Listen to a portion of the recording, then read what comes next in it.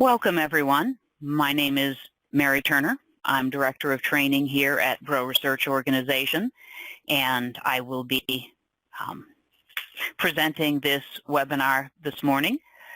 There are also a couple of people from Bro who are listening in, so you will notice that you have a little chat box that's available to you.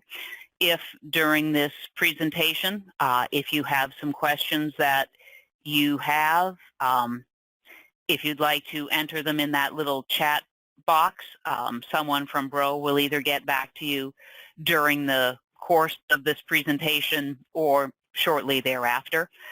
To answer those questions, I will let you know that I probably will not be paying attention to that little chat box. I'm looking at a different monitor right now, so I can keep within my, I believe I'm allotted 23 minutes to get this presentation done, so I'm pretty much going to concentrate on this.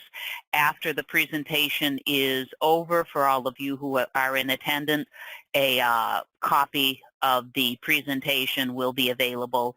And again, if you have any questions that come up at any point after regarding this, please get in touch with us. But with that said, let's talk a little bit about the subject at hand, which is setting up a parametric study in Apex. And what we're going to talk about exactly what we mean by a parametric study, and then the process for applying a parametric study, and exactly what does a parametric study allow you to attain within the Apex environment. So the first question, of course, is what do we mean by a parameter study? And a parameter, to me, is, in the context of this discussion, is basically any defining parameter, shouldn't use the same word when you're describing it, but any number that defines a property of your system. It might be a distance. It might be a focal length or radius of curvature, but any of the numbers that you would define to describe your system. And for those of you who think about this world in terms of optimization, then yes, it's effectively an optimization variable, but we're trying to avoid the problems, at least initially, associated with optimization, which is that optimization of illumination systems tend to get bogged down because where do you start? How many possible acceptable solutions whose local minima is sufficient to meet your application are there, and how do you even go about deciding where you're going to do the optimization?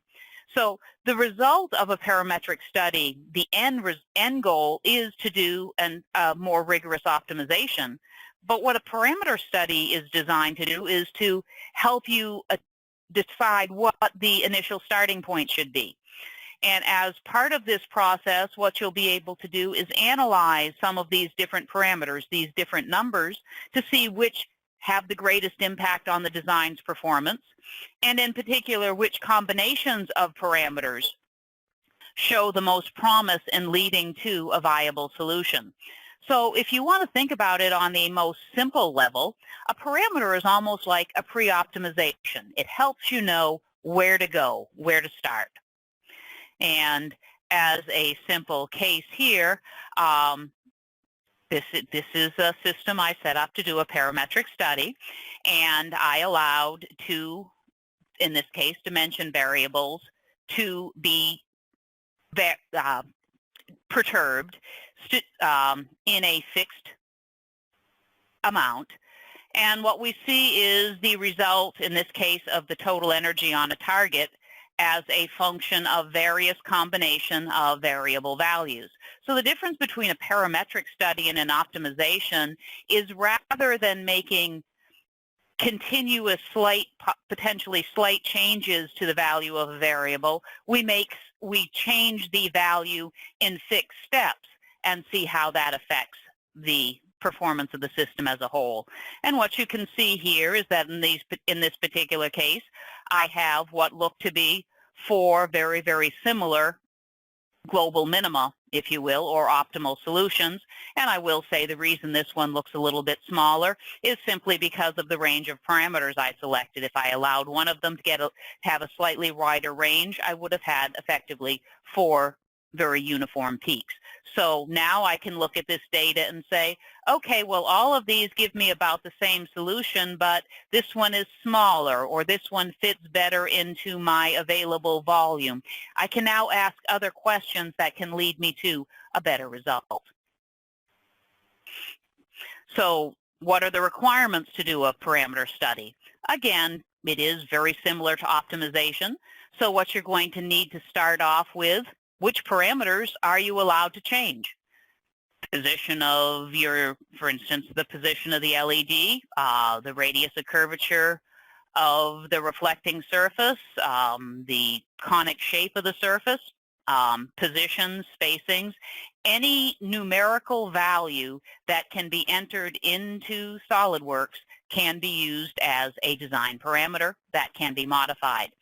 You also need to define some type of performance metric or performance metrics that you want calculated for each system modification. Okay? You might think of these as sort of a merit function, but again, no optimization is being performed.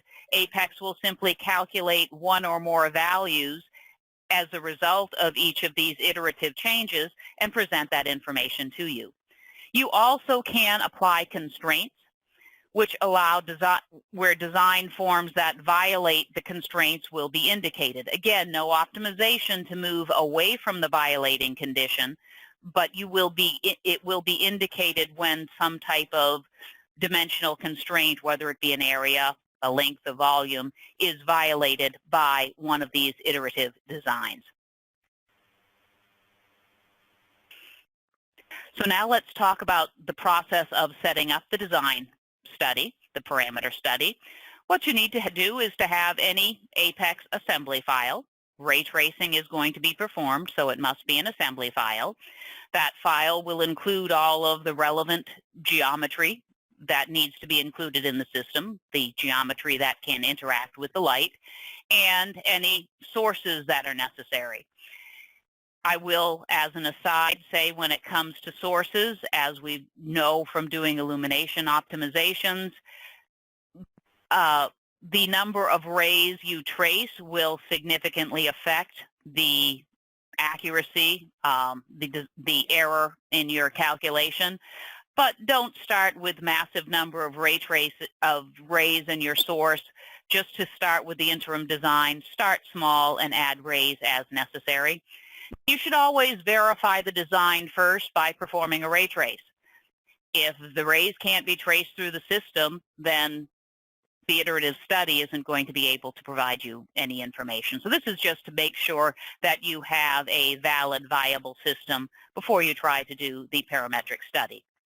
Then what you'll do is to identify the parameters that you wish to perform this iterative changeover. And you can use any number of parameters. But again, start small and build up. And then also, even as you're starting small, compare how different parameters interact with each other. Just putting a bunch of parameters in there at once and iterating over all of them simultaneously really doesn't give you as much information as looking at them in small sets. The types of parameters that can be iterated, as I mentioned, have to be a dimension that has been defined in SOLIDWORKS. So it could be a driving dimension. It could be a spline handle. You can also use equation-driven parameters. So if there's a parameter that you haven't specifically set as a numerical value within the SOLIDWORKS environment, you can define a line segment that relates to that dimension and allow that the value of that line segment or the length of that line segment to be part of your parameter study. Again, you can add constraints if you desire. Constraints are very useful in optimization because they will drive the design away from violating solutions. Since we're not doing an optimization, this will simply give you a flag. But basically, constraints are based on any SOLIDWORKS sensors, and the most common ones, of course, would be maximum or minimum length, area, or volume to be allowed for the design. And then you'll need to select the desired measurements, effectively optimization goals. These can include power total power calculations, the intensity or irradiance distribution, and these can be both radiometric or photometric, and we will take a look at many of the ones that are available as we continue on with this discussion.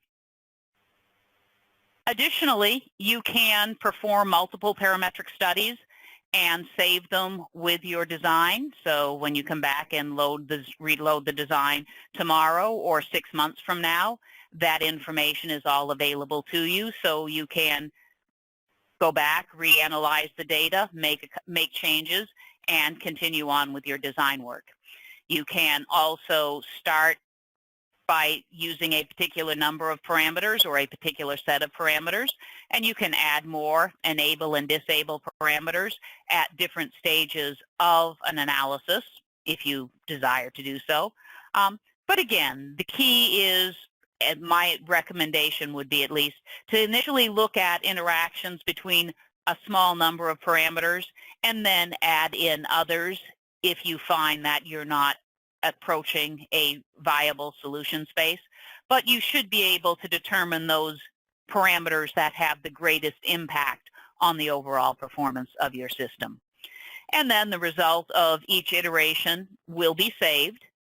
So for each value associated with any of the parameters, the result, including all of the values associated with it, the goals, will be saved, can be recalled, analyzed, and then you can do further optimization if you wish. But all of the data about all of the individual parametric studies will be saved for your later use.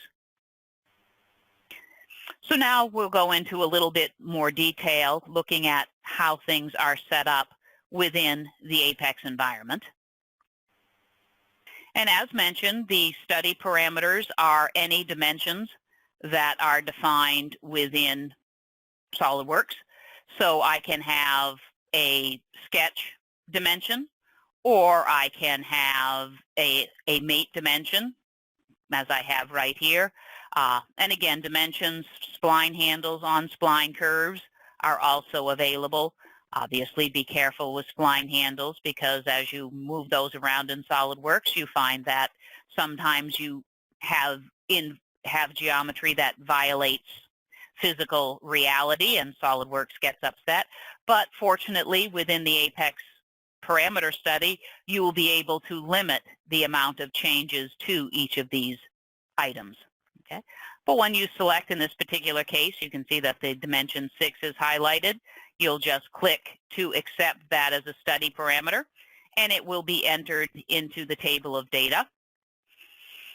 So here's my added, and it has simply the name variable 1 and then 2, 3, 4, etc. You can, of course, apply a name that makes more sense to you. The SOLIDWORKS dimensional name is also automatically brought along as well. And here you can see the original value. You can set a minimum and a maximum. And then there's an increment and a number of steps. Okay? You can choose one or the other, and then APEX does the math for you. So for example, down here, if I said I wanted to go from a minimum of 1 to a maximum of 11 in an increment of 1, it will be 11 steps. But if I said I wanted to go from 1 to 11 in 5 steps, it would mean an increment of 2.5. So as you're setting this up, you can decide how many iterations of the process you wish to suffer through for each step of the process.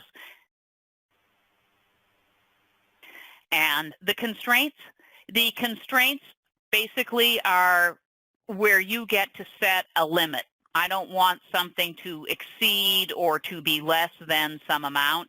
And as I mentioned, linear dimensions, volumes, and surface areas are probably the most common constraints. You don't want the total volume encompassed by your reflector to exceed some particular amount or some other type of constraint. Again, because this isn't an optimization, there's not going to be a penalty function applied because the constraint is violated, because we're simply calculating what is the total power, what is the irradiance distribution. But in the results table at the end, you will see if it will be flagged to indicate this particular solution violated your design constraints. Okay. Now, in terms of optimization, which of course is the end goal of this process, if you have a violation to the constraint, it will impact the merit function. So a violation of a constraint will increase the total value of the merit function, which will drive the optimization towards a non-violating system. Because the parameter study looks only at specific solutions, violating systems won't be changed, but they will be indicated to you. So you take that into consideration when you're deciding which result of this parameter study you want to look at further. Now, the goals or the measurements you want Apex to do, very similar to design goals that you would do to create a merit function for optimization. But again, there's no iterative type optimization being done. You can simply choose the appropriate goal. So although it's clipped off here, you can notice that I've highlighted my target, the front face of my target in the little LED CPC array assembly file many of you are familiar with. If you've taken my class or looked at the website, it's one of my favorites. You all know that. But I've highlighted this face, and then I can do any number of measurements. If I want to know the total power on that surface, I can do that. I can get information about the intensity, irradiance, the radiance, photometric power, luminous intensity, so radiometric or photometric information. Just need to select the item or items of interest and add them down here as among my goals. Now, once I've selected what my goal is, I'm going to see displayed a window, and this is basically in this particular case, this defines the size over which the measurements are going to be made. And then I can do a measurement over the entire window, which will be defined by its boundaries as listed here. I can also define a specific point. I can define a line or a region. I can define a polygonal area, a circle, or an ellipse, or as I mentioned, the entire window. And these are selected by simply choosing the appropriate icon up here. If I, for example, chose circle, and again, my window is cut off a little bit, I'd be able to put the X and Y coordinates of the center as well as the radius. So I have a great deal of flexibility in defining the region over which I wish to capture the energy. And by default, there will be a simple adjacent pixel averaging applied because, as we know, there's lots of statistical noise in illumination designs. But you can also apply different types of averaging to the data if you prefer, and that would be listed in this drop-down area here. But again, I should have shrunk my window down to show, but we're going to see the whole setup in a couple of minutes. So if it's cut off here, don't worry about it. You will see it in a few moments. Okay, so in this particular case, if I selected the power, all the power is a total value over the designated window, and in this particular case, my source power was 1, so that's what my target is. When it comes to intensity, I have options. Do I want the average, the sum, or the standard deviation? So if I want to minimize the change across all my pixels on my surface of interest, I would want to drive my standard deviation, for example, to 0. So those are some of the options available to you. And again, with the case of power, there are no options because it's simply a total value. It's a simple one number. It's the total power in the area. Intensity, irradiance would have other options available to you. And again, you can set the target. You can apply a weighting to them. But again, for the parametric studies, that is not as applicable as it is to optimization. After you go through the iterations, what you're going to do is see the results presented in both tabular as well as there are graphical forms, as you saw previously when I showed you the 4 peaks from that one design solution. If you highlight one of the trials, it will update the SOLIDWORKS model to match that particular design. And then you can do further analysis. But all of this trial data is going to be saved with the file, so you can come back and look at the data at some time in the future without having to redo the study. And you can look at a graphical analysis of any or all of the trials. The numerical data can be exported if you want to do some post-processing, but you can create picture plots, you can create goal plots, false color plots for all or just one of the trials. So lots of graphical options available to you. So, and here are a couple of the results, and this was the picture basically from earlier in this presentation, where I simply want to see in my case, the total power as a function of variable 1 and variable 2. And in this particular case, I just had a grid of rays, and I can see what the distribution of those look like. So before we close, what I'd like to do is to look at a quick example. And to save a solution, all you have to do is save the file. Everything is saved with the file. If you update the file to match one of the trial solutions and you save the file, that becomes the file that will be there when you open, but all trial solutions will be included as a data file that you can simply reopen the parameter study. So what I'd like to do now is look at a quick example. And in this particular case, this is about as simple as it comes. We have an LED, sort of representing an old-fashioned style LED, reflecting cup. Okay, the 40 degrees is the angle of the cup, and the 8 is the position of the cup relative to the base of the volume. Okay, so what I'm going to do is rotate this around so I can look at it, straight on. And I've gone to the Design tab, and you'll notice if I click on the Parametric Study, I come to this Parametric Study page. And for example, I can come over here and, okay, what I'm going to do is select a couple, those two parameters. So I'm going to come down and add a study parameter. And I've selected this value, which is a dimension. Come on. And I double-clicked. So there is that parameter, and I'm going to add that to my table. And you'll notice a range of values. And so we can go from 6, okay, to 12. And we can, again, we can set the number of steps, and let's cut down the number of steps to 4. And you'll notice when I change the number of steps, the increment changed as well. And then, okay, so let me save all. That's fine.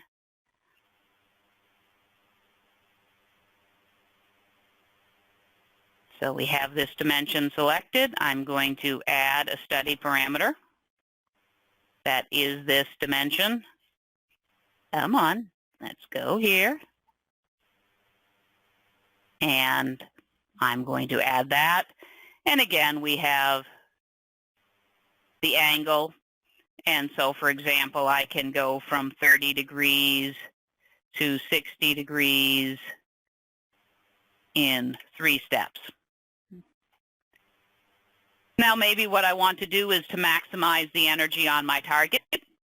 So if I just select this face of the target, and I'm not going to worry about constraints right now, I'm going to add a goal. And you'll notice it knows that I had pre-selected that face. But instead of intensity, I want to do a total power calculation. I'll just click on OK. And now here's the pop-up that allows me to set what part of this face I'm looking at. And again, there were points and lines, regions, polygons. I'm going to use the total window.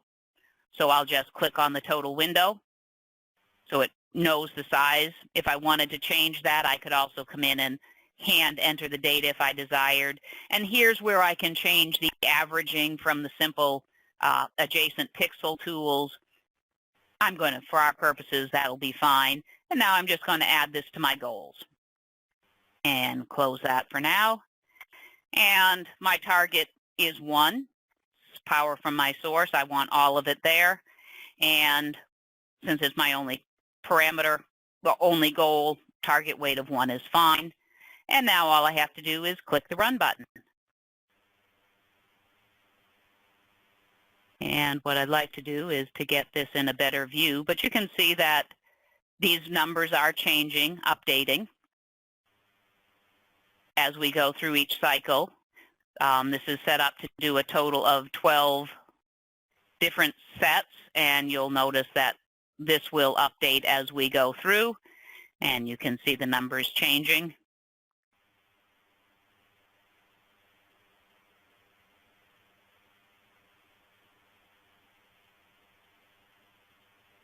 Oops, sorry, didn't mean to click on that.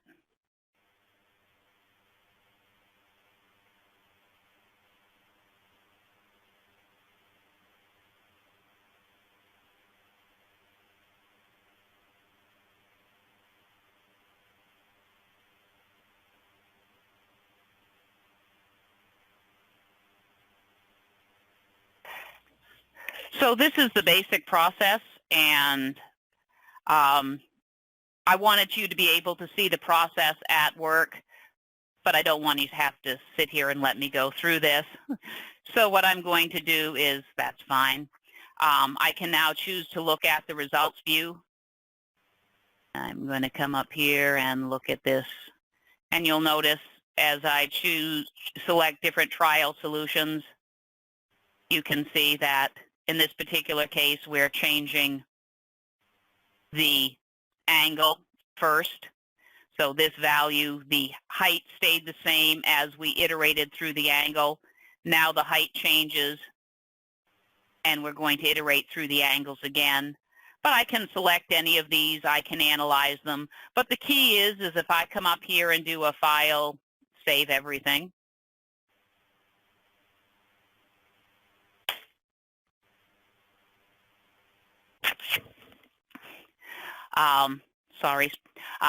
And then close. When I reopen the file,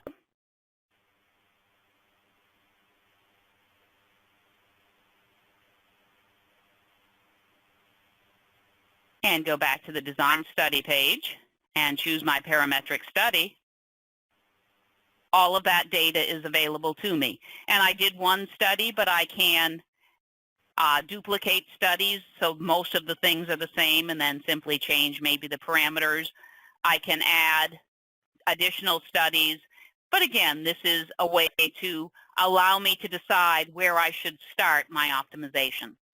So thank you very much for your time today. Again, if you have any questions, we would be glad to answer them.